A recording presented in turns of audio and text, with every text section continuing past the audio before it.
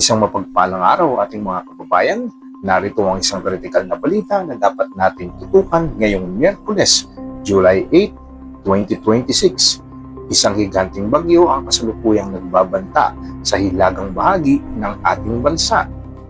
Opisyal ng pinangalanan ng pagkasabilang Bagyong Inday ang super typhoon na may international name na Bavi. Bagamat medyo humina ito bago pumasok sa ating Philippine Area of Responsibility o PAR, nananatili itong isang mapanganib na super typhoon.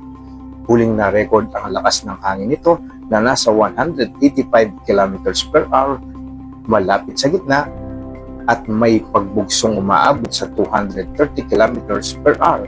Kasalukuyang kumikilos pakanluran, hilagang kanluran at sa bilis na 20 km per hour.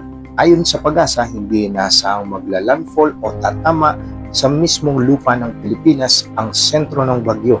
Gayunpaman, dahil sa lawak nito, nakataas na ngayon ang Tropical Cyclone Wind Signal number 1 sa ilang bayan sa northeastern mainland Cagayan, kabilang ang Santa Ana, Gonzaga, Lalo, Gataran at Santa Teresita. Babala ng Weather Bureau, posibleng itaas pa sa babala hanggang signal number 2 or 3 sa mga susunod na araw habang lumalapit ito sa Batanes bago tumuloy papuntang Taiwan sa weekend. Ngunit bukod sa malakas na hangin, ang mas malaking banta para sa malaking bahagi ng bansa ay ang habagat o southwest monsoon.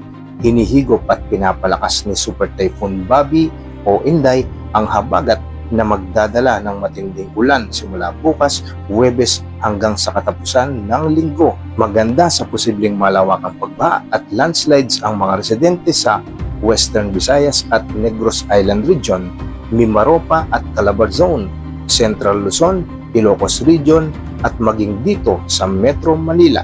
Nag-utos na rin si Pangulong Ferdinand Marcos Jr. sa mga ahensya ng pamahalaan na simulan na ang preemptive evacuation sa mga high-risk area para matiyak ang kaligtasan ng lahat.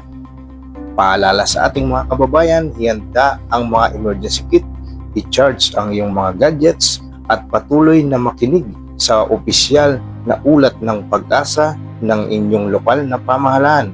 Huwag madala sa unverified fake news sa social media, ligtas ang may alam at handa